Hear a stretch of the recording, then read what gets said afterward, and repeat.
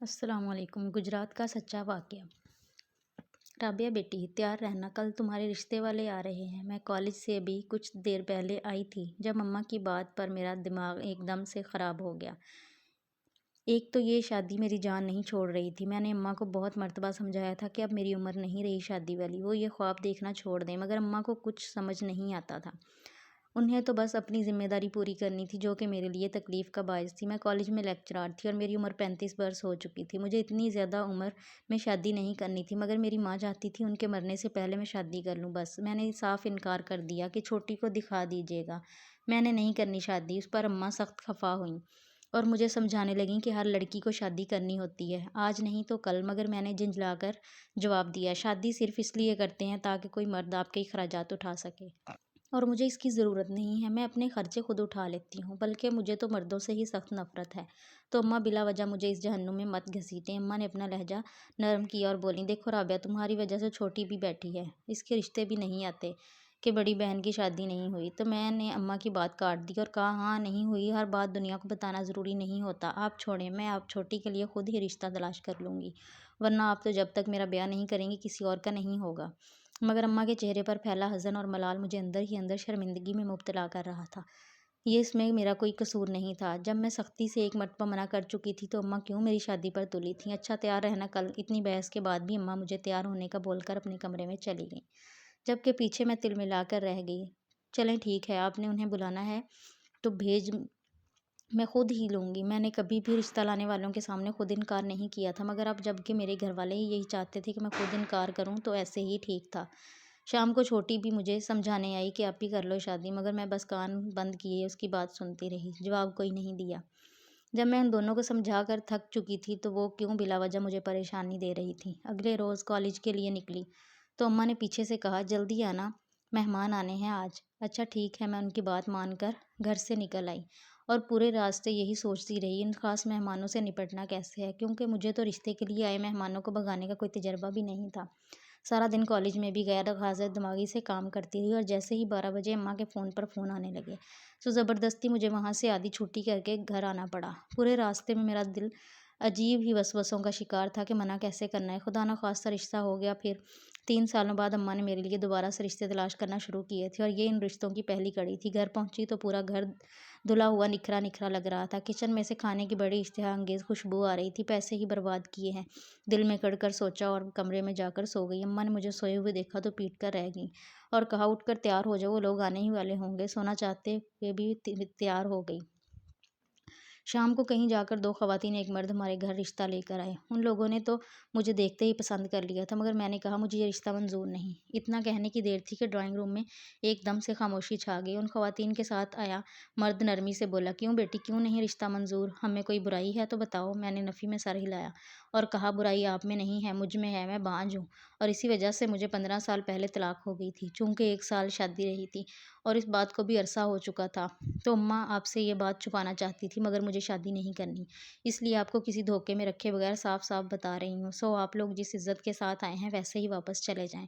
मुझे लगा था इस आदमी के चेहरे का रंग बदलेगा या वो हमें बुरा भला कहता हुआ वहाँ से चला जाएगा, मगर ऐसा वैसा कुछ भी नहीं हुआ। वो पहले जितने सुकून से बैठा था अब भी उतने ही सुकून से बैठा रहा और बोला, ये सब कुछ आपकी माँ हमें बता चुकी हैं। हमारा लड़का दूसरे शहर में रहता है और उसकी उम्र भी कोई 35 साल ही होगी। वो भी अपनी पहली बीवी को तलाक दे चुका है और उसे औलाद की ज़रूरत भी नहीं। तो हमें आपके रिश्ते में कोई भी खामी या खोट नज़र नहीं आ रही, बल्कि हम तो बस असरार आपका रिश्ता लेना चाहेंगे कि जो लड़की इतनी साफ़गो हो सकती है वो हमारे बेटे के लिए भी वफ़ादार होगी। मैं हक्का बक्का उस मर्द की बातें सुनती रह गई। मैंने बहुत ज़ोर लगाया कि मुझे यहाँ पर शादी नहीं करनी, मगर अम्मा सुनने को तैयार ही नहीं थी, बल्कि वो तो उल्टा खुश थीं कि इतना अच्छा रिश्ता मिल गया और क्या चाहिए, बस अब तुम्हारे हाथ पीले करके मैं फटाफट छोटी का भी कहीं ना कहीं रिश्ता कर दूंगी। मैंने अपनी हर कोशिश कर ली कि मुझे शादी नहीं करनी, मगर अम्मा सुनने को तैयार ही नहीं थी। उन्होंने बाकायदा शॉपिंग भी शुरू कर दी थी। मैंने धमकी दी कि मैं घर छोड़कर चली जाऊंगी, लेकिन इस बात से भी कोई फ़र्क नहीं पड़ा। तो मैंने अपने छोटे से बैग में 2-4 जोड़े डाले और कॉलेज के लिए निकल गई। मगर वापसी पर घर आने की बजाय एक होटल में चली गई। वहाँ कमरा किराए पर लिया और सोचा अब तब तक घर नहीं जाऊंगी जब तक अम्मा मेरा रिश्ता नहीं ख़त्म कर देती। मैं कमरे में अकेली थी। पहले भी घर में हर जगह अकेली ही बैठी रहती थी, मगर इतनी खामोशी नहीं होती थी। कभी अम्मा की डांट तो कभी छोटी की शरारतें मेरा दिल बहलाए रखती थी। छोटी हमेशा मुझे समझाने की कोशिश करती और जवाब में मैं उसे खरी खरी सुना देती, क्योंकि उसने وہ سب نہیں دیکھا تھا جو میں نے اپنی زندگی میں آزمایا تھا۔ مجھے یقین ہو چکا تھا کہ میری زندگی میں آنے والا ہر مرد ہی خراب ہوگا، بے وفا ہوگا، کبھی بھی وہ میرے لیے اچھا نہیں ہو سکتا۔ میرے ابا نے میرے بچپن میں ہی دوسری شادی کر لی تھی اور وہ دورانیہ میری ماں کی اور میری زندگی کا تلخ ترین دورانیہ تھا۔ اس وقت ہم نے بہت مشکلات دیکھیں۔ اماں کے پاس صرف میں تھی۔ ابا نے دوسری بیوی کو لا کر اماں کے سر پر مسلط کر دیا اور کہا، خبردار اسے کچھ کہا تو میں تمہیں برداشت کر رہا ہوں، تمہاری بیٹی کو برداشت کر رہا ہوں، کافی ہے، اس سے زیادہ میرے صبر کا امتحان مت لینا۔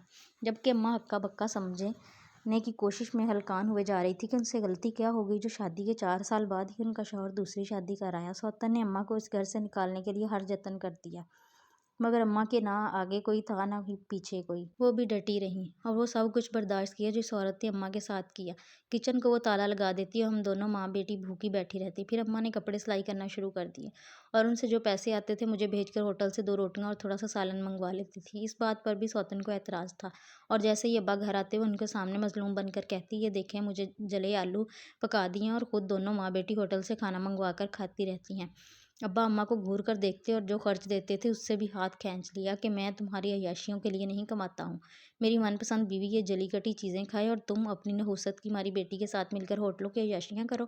اماں نے نہیں بتانا چاہا کہ اگر یہ نہ کریں تو کھائیں کہاں سے، کیونکہ کچن پر تو آپ کی بیوی کا قبضہ ہے۔ اگر میں الگ بھی کھانا پکانا کرتی ہوں تو اس کے لیے 100 چیزیں چاہیے اور وہ چیزیں پیسوں سے آتی ہیں جو کہ میرے پاس پہلے ہی نہیں ہیں۔ چلو ہوٹل سے 2 وقت منگوا لیتے ہیں، اس میں نہ پکانے کی جھنجھٹ ہوتی ہے اور نہ ہی کسی کے تانے تشنے۔ مگر ابا تو اس کی سوتن سے بھی بڑھ کر نکلے۔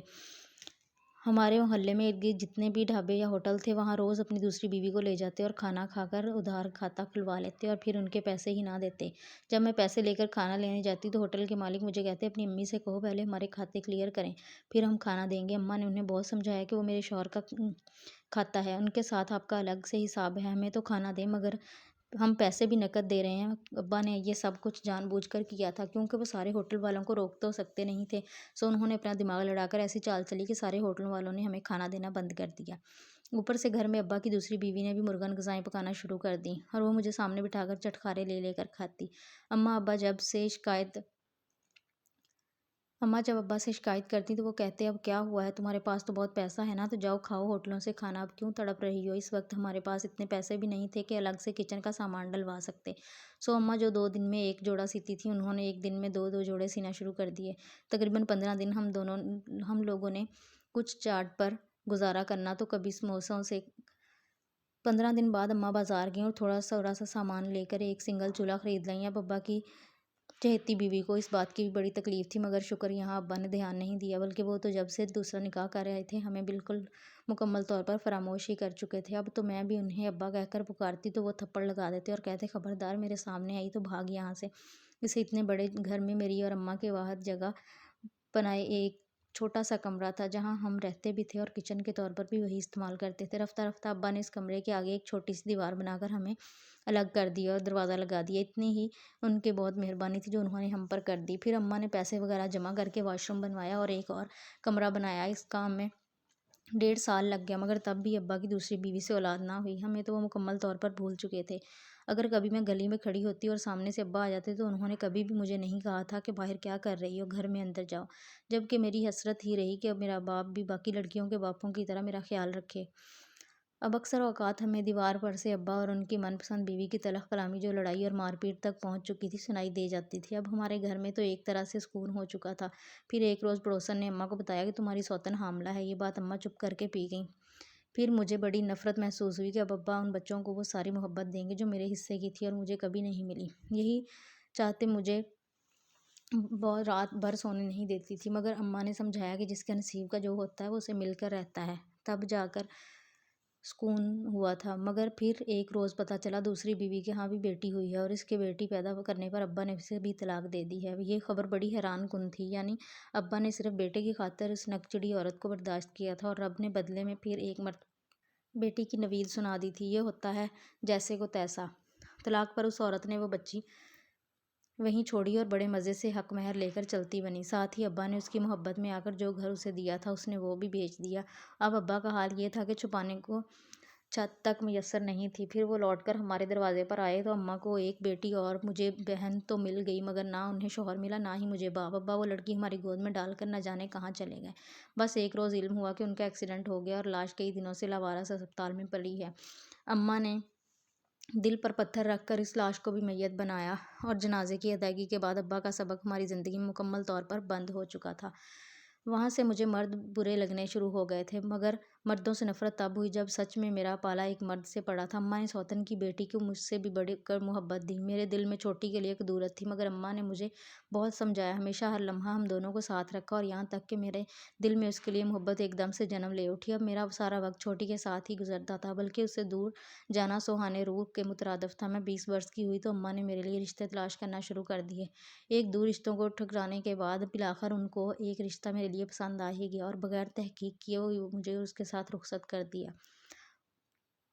वो लड़का 25 बरस का होगा। पहला हफ्ता तो मेहमानों के बायस ज़्यादा कुछ महसूस ही नहीं हुआ, मगर जैसे ही घर खाली हुआ मेरे ससुरालियों की असलियत भी मुझ पर खुलना शुरू हो गई। मेरी ननंद बेहद खूबसूरत थी। शाम के वक्त छत पर बने बड़े से हाल की सफाई सुथराई की जाती और फूलों को तोड़ तोड़ कर टोकरी में खुशबू के लिए रखा जाता। मुझे मेरी सास ने कहा कि बहू तुम भी तैयार हो जाओ, तो मैं झट से तैयार हो गई। सोचा कि नई नई शादी हुई है, इस वजह से सास कह रही है कि तुम तैयार हो जाओ। मैं जैसे ही तैयार हुई, सास ने भी अपने बड़े अच्छे से कपड़े पहने और हाथ पैरों में थोड़ा बहुत जेवर पहनकर मुझे साथ लिया और छत पर चली गई। मुझे बड़ी हैरानी हुई कि इस बुढ़ी औरत को तैयार होने की क्या सूझी है। मैंने आज तक ऐसी औरत नहीं देखी जिसे बुढ़ापे में भी तैयार होने का बेहद शौक हो। खैर मैं ऊपर आई तो पूरी छत गुलाब और मोतिये की खुशबू से महक रही थी और वहाँ बड़ी बड़ी बड़ी दरियों के ऊपर चांदनियाँ बिछी हुई थीं और गाँव तकिए बड़े मुनज़्ज़म तरीके से लगा रखे थे। सास ने मुझे एक मखसूस चांदनी पर बिठा दिया जो थोड़ी ऊपर थी। मैं हैरत से सब कुछ देखते हुए वहाँ बैठ गई। कुछ भी समझ नहीं आ रहा था कि ये सब क्या है और यहाँ कौन सी महफिल लगने वाली है। फिर कुछ ही देर बाद वहाँ मर्द आना शुरू हो गए जो घर के पिछली जानिब बनी सीढ़ियों से छत पर आ रहे थे। मैं जल्दी से उठकर वहाँ से जाने लगी तो सास ने बाजू पकड़कर बिठा दिया और साथ ही खुद भी बैठ गई। मैंने बहुत एहतजाज किया और उठने की कोशिश की, मगर सास की गिरफ्त बहुत सख्त थी। वो पूरी महफिल में मुझे अपने साथ लिए बैठी रही। जब वहाँ काफ़ी मर्द आ गए तो तब मेरी नंद आई जो बिल्कुल दुल्हनों की मानिंद बनी सवरी हुई थी। उसने पैरों तक आती फ्रॉक पहन रखी थी, खूब जेवर और मेकअप में पहचानी ही नहीं जा रही थी। मैं तो उसे देखकर हैरान रह गई और मेरी छिटी हिस्स मुझे बार बार किसी खतरे की जानिब इशारा करती महसूस हो रही थी। वहाँ बैठ तो मैं चुकी थी, मगर अब देखना चाहती थी ये तमाशा कहाँ तक जाता है। मगर मुझे इसके लिए ज़्यादा इंतज़ार नहीं करना पड़ा।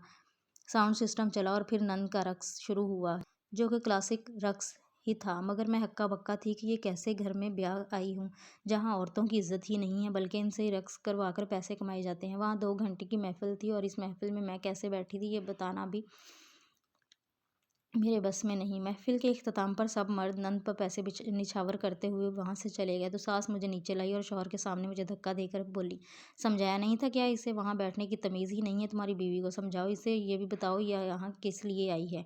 दोबारा मुझे ये सब न कहना पड़े। इतना बोलकर सास और नंद कमरे में बंद हो गए और शौहर मुझे घसीटता हुआ अपने कमरे में ले जाकर बोला, तुम्हारी वजह से आज जो मेरी बेइज्जती हुई है, आज मैं इसे फरामोश कर दूंगा, मगर आइंदा अगर ऐसी हरकत की तो अच्छा नहीं होगा। मेरा ज़हन मुझे बहुत कुछ समझा रहा था कि मैं गलत जगह और गलत लोगों में फंस गई हूँ। फिर मुझे तस्दीक ज़रूरी थी। मैंने पूछा, पहले तो मुझे ये बताइए कि ये जगह कौन सी और क्या काम है आप लोगों का? इस बात पर शौहर हंस दिया और बोला, इतनी मासूम लगती तो नहीं हो, लेकिन फिर भी बता देता हूँ ताकि तुम्हें कोई शक ना रहे। ये कोठा तो नहीं, मगर इसी तर्ज की जगह है। यहाँ तवाइफ नहीं रकासा होती है जैसे मेरी बहन रकासा है, और अब तुम भी रक्स सीख कर उसके साथ इस घर का खर्च चलाओगी। मैं हैरत से गंग अपने नामदार शौहर का बकवास सुनती जा रही थी। यानी दूसरा मर्द जो मेरी ज़िंदगी में आया वो इस कदर घटिया जहनीत का होगा, मैंने कभी भी तसव्वुर नहीं किया था। यानी वो बड़े आराम से अपनी बीवी को गैर मर्दों के सामने नाचने का हुक्म दे रहा था। यानी कुछ भी, या शायद उसने मुझसे शादी इस वजह से की थी कि वो मुझ पर तसल्लुत जमा कर मुझसे कोई भी काम करवा सके। शौहर मुझे अच्छी तरह समझा कर जा चुके थे, मगर मुझे लग रहा था गोया मेरी दुनिया ही उजड़ गई हो। एकदम से इतना बड़ा धमाका हुआ था कि ज़िंदगी एक मजाक लगने लगी थी। अगले रोज़ का इंतज़ार किए बगैर मैं रात को छत से गली की तरफ जाने वाली सीढ़ियों के ज़रिए भाग गई और सीधा अपनी स्कूल टीचर के पास गई। मैं 10वीं तक तो पढ़ी थी और वहाँ मेरी एक उस्तानी थी जिनके शौहर वकील थे। आधी रात को मैं उनके दरवाजे पर खड़ी उनसे मदद मांग रही थी कि मुझे बस किसी तरह से खुला दिलवा दें, वरना कल तक अगर मेरे शौहर ने मुझे ढूंढ लिया तो मेरे लिए बहुत मुश्किल हो जाएगी। उस अल्लाह की बंदी ने मुझे अपने घर रख लिया और कहा, जब तक खुला नहीं हो जाती तुम अपने मैके भी मत जाना, वहाँ पर वो लोग तुम्हें ढूंढ लेंगे।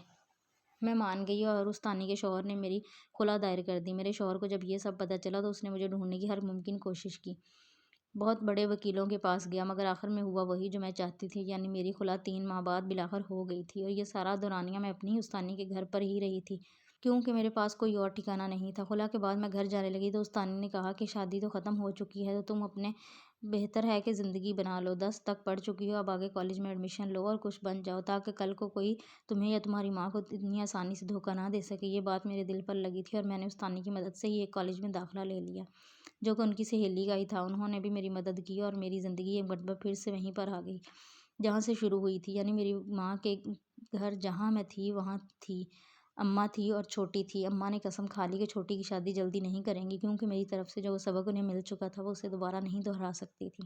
کالج کے بعد یونیورسٹی میں داخلہ لیا میں نے اور پھر PPSC کا امتحان دے کر میری کالج میں لیکچرار کی نوکری ہو گئی۔ اس روز اماں بہت خوش تھیں کیونکہ وہ ان کی زندگی کا پہلا دن تھا جب انہیں کمانے کے لیے کپڑے نہیں سینے پڑتے تھے۔ انہیں یقین تھا کہ اب ان کی بیٹی سب سنبھال لے گی۔ ایسا سال بھر چلا، میں نے پھر بھی اماں کو کوئی کام نہیں کرنے دیا۔ ہمارے گھر کے حالات ایک دم سے ہی بدل گئے تھے، نوکرانی آ گئی تھی، گھر میں اچھا کھانا بننے لگا تھا، چھوٹی اچھے کالج میں داخل ہو گئی تھی، اماں برانڈ کے کپڑے پہننے لگی تھی، یعنی زندگی بہت پرسکون اور آسان ہو گئی تھی۔ بالآخر اتنے سالوں کی کئی گئی دعائیں رنگ لے آئی تھیں۔ پھر اماں کو چھوٹی کی شادی کی فکر ہوئی اور 1-2 رشتے آئے۔ انہوں نے مجھ پر سوال اٹھایا کہ بڑی بہن تو گھر بسا نہیں سکی تو چھوٹی بہن کیا خاک گھر بسائے گی؟ یہ بات اب میں انہیں کیسے بتاتی کہ کون بیوی ملتی ہے جو رقاصہ بن کر اپنے شوہر کی جیبیں بھرتی ہے؟ مگر اس میں بدنامی میری ہی تھی۔ اماں نے بہت زور ڈالا کہ میں شادی کروں مگر میرا انکار اقرار میں نہیں بدلا۔ اب یہاں ہوٹل کے کمرے میں بیٹھ کر مجھے احساس ہو رہا تھا کہ اپنی خوامخواہ کی ضد کے پیچھے میں چھوٹی کی زندگی بھی برباد کر رہی ہوں۔ کیا بہتر نہیں کہ میں شادی کر لوں؟ پھر اماں کا شکوہ بھی ختم ہو جائے گا اور چھوٹی کا گھر بھی بس جائے گا۔ پھر سب کچھ سوچنے کے بعد میں اس نتیجے پر پہنچی کہ شادی جوا ہے، تو کیوں نہ ایک مرتبہ پھر سے یہ جوا کھیلا جائے۔ صبح شام کو گھر پر موجود تھی اور اماں کو اپنی شادی کے متعلق ہاں بھی کہلا دی جس پر وہ بہت خوش تھیں اور بار بار میری بلائیں لیے جا رہی تھی جبکہ میرے اندر سناٹے تھے۔ مجھے لگ رہا تھا کہ کچھ برا ہونے والا ہے، مجھے شادی نہیں کرنی چاہیے، مگر اب لڑکے والوں کو ہاں بول چکے تھے تو کچھ نہیں ہو سکتا تھا۔ چھوٹی تو بہت ہی خوش تھی۔ جیسے ہی میرا رشتہ طے ہوا چھوٹی کے لیے بھی 1-2 رشتے آ گئے تھے۔ لوگوں کے پاس پتہ نہیں کون سی حس تھی کہ انہیں علم ہو گیا بڑی رخصت ہونے والی ہے تو جلدی سے چھوٹی کے لیے جھولی پھیلا دیں۔